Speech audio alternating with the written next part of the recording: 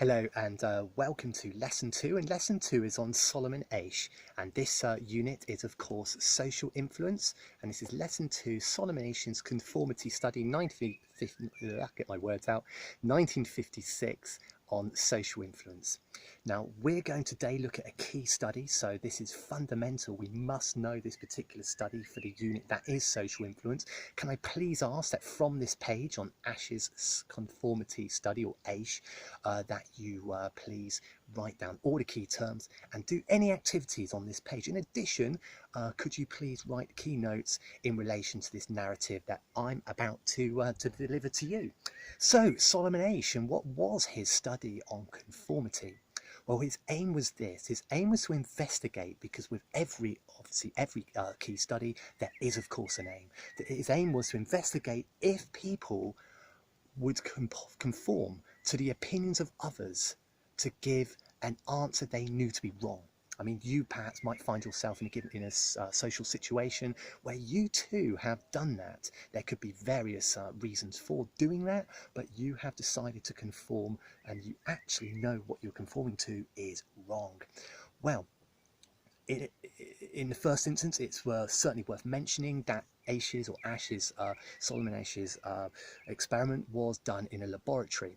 Now, with a lab experiment, there must come always a few red flags. Firstly, if it's a lab experiment, it is going to lack ecological validity. In other words, it lacks any kind of relevance perhaps to the natural environment. In other words, it's superficial because it's taken out, if you will, put in a lab, very plastic, and therefore perhaps has no bearing on reality.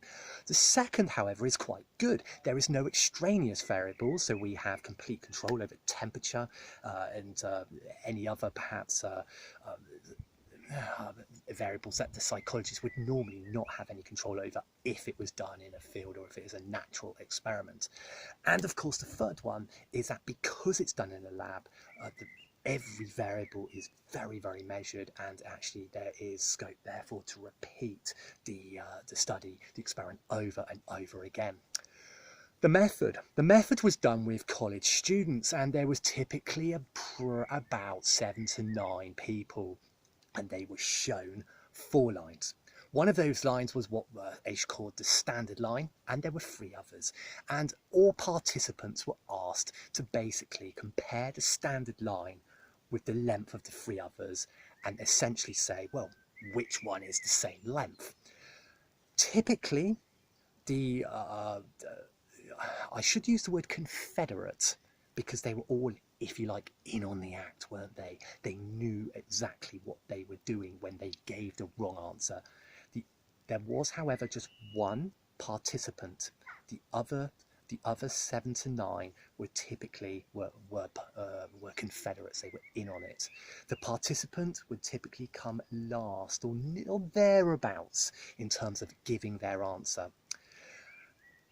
The confederates, on purpose obviously, would say that if, say for example, the standard line was 10 centimeters, line A was 5 centimeters, half the size, line B was 20 centimeters, double the size, line C was bang on, same size, 10 centimeters.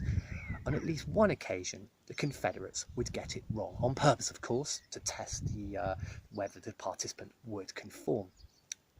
And indeed, that is what happens.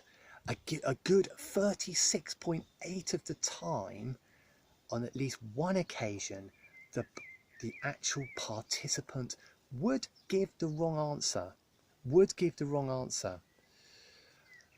And this tells us, according to Solomon Asch, that the results show that people do conform because they want to fit in with the group, even when they know or give an incorrect judgment. So I just want to go through those results again. Participants conform to give the incorrect answer of the group 36.8% of the time. Okay, 76% of participants conform to the incorrect majority at least once. 24% of participants resisted the pressure to conform and gave the correct judgment in every single trial. So I hope that makes sense. Now the limitations are fairly straightforward. As I say, this of course was it was a lab study, so it's certainly it's worth keeping that in mind. The limitations, or they were all university age, and they were all male, so there may have been perhaps we can't universally apply it, given that those places. So, we can't universally apply, given that they're all similar age and obviously all similar gender. So good luck, guys, and just to remind you, what I'd like you to do, write keynotes. Thank you.